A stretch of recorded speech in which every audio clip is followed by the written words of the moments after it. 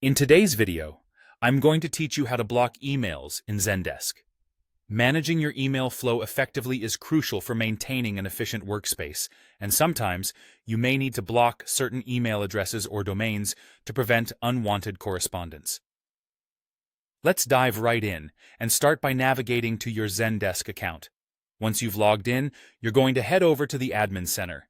This is your main hub for managing various settings in Zendesk, from user configurations to ticket workflow management. On the left side of the Admin Center dashboard, you will see an option labeled People. Click on that to access the segment that deals with users and their information. After entering the People section, look for the Configuration tab, which will guide you to a more detailed set of options about how you can manage your end users. Select End Users from this section. This area contains various tools and settings related to the people who interact with your Zendesk instance, particularly the email settings we'll be manipulating. Once you're inside the End Users settings, the area you'll want to focus on is labeled Allow List and Block List. Right here, you'll find two separate text fields, one for addresses you want to always allow, known as your Allow List, and another for blocking. Since our focus today is on blocking, direct your attention to the Block List field.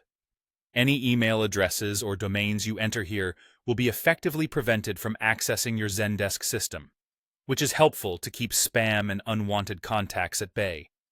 When you type an email address or domain into the block list, ensure you double-check your entries for accuracy.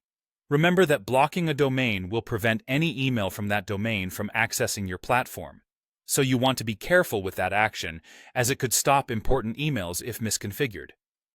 Once you've entered the addresses or domains you wish to block, take a moment to confirm that everything is deemed correct and necessary.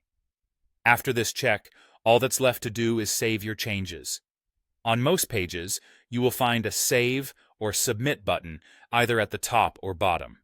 Make sure to click that to implement your changes, ensuring your email management is tailored to meet your specific needs.